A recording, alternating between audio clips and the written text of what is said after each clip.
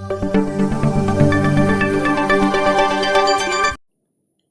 Maths tutorial या YouTube चॅनलवर आपले सर्वांचे स्वागत. सो फ्रेंड्स, आज आपण या व्हिडिओमध्ये bridge course standard 9th subject maths day 36 learn करणार आहोत. आपण या चॅनलवर नवीन असाल किंवा चॅनल सबस्क्राईब केलं नसेल तर चॅनल सबस्क्राईब करा, लाईक करा, शेअर करा. Day 36 subunit direct variation and inverse variation. Learning outcome: solve problem based on direct variation and inverse variation. Let's recall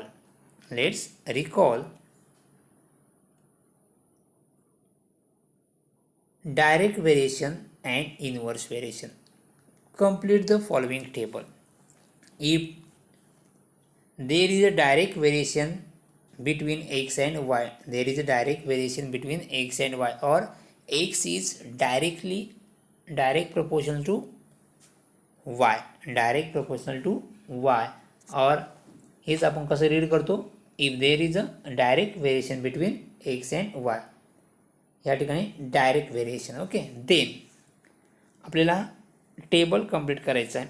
x upon y, x and वायची value दिली आहे. X is equal to 1, then y is equal to 8, x is equal to 4, y is equal to 32. See आर 4 1 जार 4, 4 8 जार 32.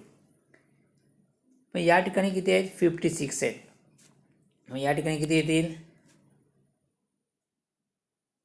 7 7 1 जार 7 8 जार. Okay, 7 1 जार 7 8 जार.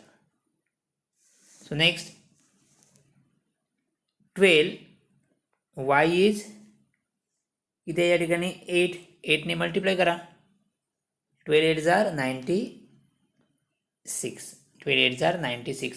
C here x upon y हा रेशो किती येतोय?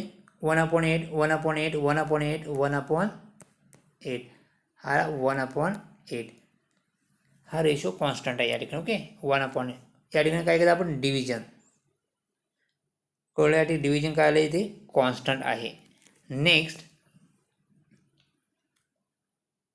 x, if there is a inverse variation between a and b, if there is a inverse variation between a and b, then or a inversely proportional to b, a inversely proportional to b. Inverse असेल तर काय करतो? 1/, घेतो. कळलं? डायरेक्टला आपण direct लिहितो, आणि inverse असेल तर 1/, suppose 1/b. a directly proportional to b means a या प्रकारे हे लिहितात. सो सपोज आपण टेबल कंप्लीट करूया. ए अँड बीची value, a is equal to 20, b is equal to 6, a is equal to 12, b is equal to 10. आता या division constant आहे का? नाही. 12 × 6 किती होतात? 120. 12 × 10 120. ओके, मग या ठिकाणी पण 120 आलं पाहिजे. सो 6ला कितीने मल्टिप्लाय केल्यावर 120 येतील? तर 2ने मल्टिप्लाय. 60ला आपण 2ने मल्टिप्लाय केलं तर किती येईल मल्टिप्लिकेशन? 120. आता या ठिकाणी पण किती येईल? 120. सो 40ला कितीने मल्टिप्लाय केल्यावर 120 येईल? तर 3ने.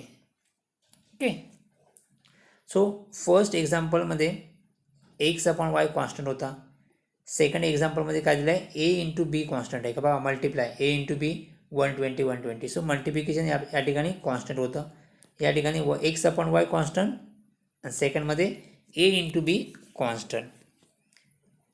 So in first example x upon y is equal to 1/8, and second example a upon b is equal to 120 are the constant. So next, try to understand the following solved example. So m is directly proportional to n, direct variation, and n is equal to 7 when m is equal to 154. then find m if n is equal to 14. What is given? m direct variation to n. आता हे direct व्हेरिएशनचे symbol काढल्यानंतर काय घेतो आपण तिथे equal आणि के. ते symbol काढून काय घेतो इक्वल साईन आणि त्याच्या पुढे काय घेतो k. K is a constant variation. K is a constant variation. तर व्हॅल्यू पुट करा. M is equal to 154 put करा 154. एन इज इक्वल टू 7 या ठिकाणी येईल. So K is equal to काय येईल? K is equal to 154/7. 154/7. See here, k is equal to 154/7. 7 ने 154 जर डिवाइड केलं तर आन्सर किती येते? 20. सो देअर फोर ही व्हॅल्यू पुट कुठं करता बघा. के ची value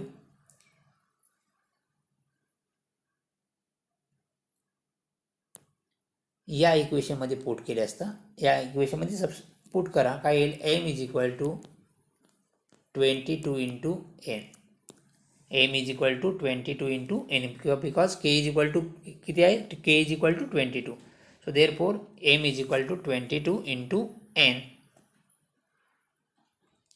m is equal to 22 into n. Equation 1 आणि यालाच म्हणतात equation of variation. Equation of variation. So नाव what is given? n is equal to 14 दिलेलं आहे. आपल्याला m ची व्हॅल्यू फाइंड करायची आहे.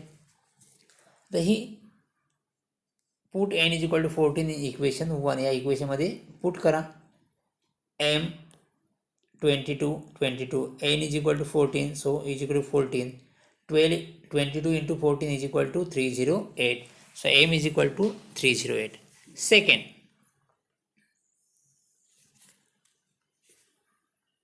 Second, a inversely proportional to b. A inverse variation to b. b is equal to 3 when a is equal to 40. Find b when a is equal to 15. So it is a given a inversely proportional to b. So हे symbol काढूया आपण आणि त्याऐवजी काय घेऊया equal sine आणि त्यानंतर के 1/b. काय होणार? क्रॉस मल्टिप्लाय होणार. a into b is equal to k. Here k is equal to k is a constant. So K is equal to आता ए आणि बीची व्हॅल्यू पुट करा. A is equal to 40, b is equal to 3. So 40 into 3 120. So therefore आता ही केची value या इक्वेशनमध्ये put करा. So therefore a into b is equal to 20. Suppose this equation 1 यालाच म्हणतात equation of variation. So next आपल्याला find काय करायचं आहे? If A is equal to 15, एची व्हॅल्यू 15 दिलेली आहे आणि बीची व्हॅल्यू फाइंड करायची आहे. ए इज इक्वल टू 15 आणि putting this value in equation 1. Equation 1 काय आहे? a into b is equal to 120. So a is equal to 15 into b 120. So b is equal to 120 divided by 15. 15 ones are 15 8s are. So b is equal to 8. b is equal to 8. Next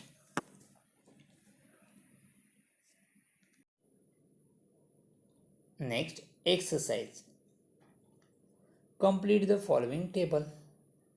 m direct variation to n. m is equal to 2, 10 is equal to, so n is equal to 10. m is equal to 2, n is equal to 10. So direct variation काय equal constant असेल? m upon n constant असेल. So आपण division करणार. 2 1s are 2 5s are. हा ratio काय असणार? Constant आहे. किती? 1/5. सो 1 5 या ठिकाणी किती येईल? 5 इंटू 5 25.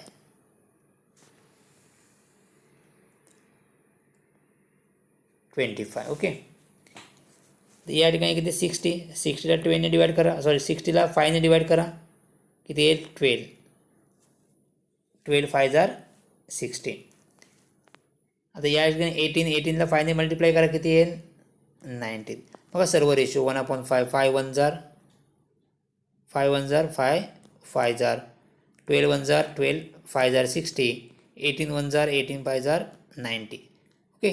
हा रेशिओ कॉन्स्टंट आहे म्हणजे आपलं या फर्स्ट बॉक्समध्ये आन्सर किती येईल? 25. सेकंड बॉक्समध्ये 12 आणि थर्ड बॉक्समध्ये 90. ओके, आपण टेबल कंप्लीट केलेलं आहे. आता सेकंड टेबल कंप्लीट करूया.